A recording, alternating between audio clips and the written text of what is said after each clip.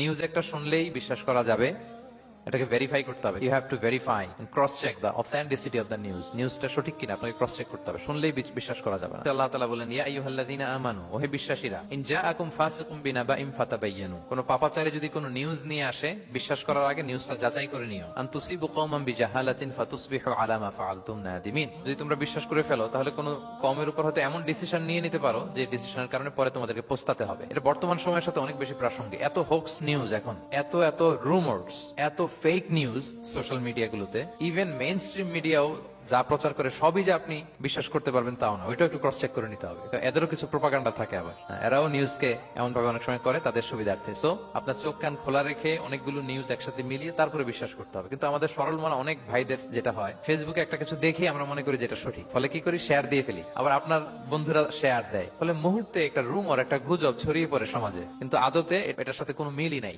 বাস্তবতা। ইসলাম কত সুন্দর একটা নিউজকে ভেরিফাই করার জন্য আমাদেরকে নির্দেশ দিয়েছে। ফাতাবায়ানু মানে ক্রস চেক করো। যত মেইন স্ট্রিম মিডিয়া হোক, ওটা শুনলে আপনি আরো আপনার সোর্স থেকে আপনি একটু জানবেন, এরপরে আপনি বিশ্বাস করবেন। আপনি কি জানেন যে একটা কথা শুনেই ক্রস চেক না করে অ্যাকশনে যাওয়াতে কত পরিবার ভেঙে যায়, কত সম্পর্ক ভেঙে যায়? আমাদের মধ্যে প্রবণতা আছে। আপনার ছেলের ব্যাপারে একজন একটা কথা বললো, এসেই ছেলের মারপিট, জিজ্ঞেস করেন না এটা। আপনার মেয়ের ব্যাপারে একজন এসে একটা বাজে কথা বলছে, এসেই আপনি মেয়ের সাথে খারাপ আচরণ। আপনার ওয়াইফের ব্যাপারে একজন বললো আর কি, যে ভাই আপনি এখানে, ভাবিকে তো দেখলাম ওইখানে আরেকজনের সাথে, আপনি এসেই আপনার স্ত্রীর উপর চড়াও অথবা গায়ে হাত তুললেন। তো হতে পারে যে ওই ভদ্রলোক অন্য কোনো মহিলাকে দেখেছে যে দেখতে আপনার স্ত্রীর মতো, এরকম হতে পারে কি পারে না বলেন? তো এই যে আপনি ক্রস চেক না করে, ভেরিফাই না করে যে অ্যাকশনে গেলেন, এতে সমস্যা হবে না? সমাজে পরিবার ভাঙে, সমাজে সম্পর্ক নষ্ট হয়, কলহ বাঁধে। এজন্য আল্লাহ তাআলা বলেন যে সোসাইটিটাকে যদি পিসফুল করতে চাও, ইযা জাআকুম ফাসিকুম বিনাবাইন ফাতাবায়ানু, নিউজ আসলেই বিশ্বাস করো না। You have to cross check, you have to justify and you have to verify the news. তাহলে আজকে থেকে ফেসবুকে একটা পেলে আমরা কি করব? শেয়ার দিয়ে দিব।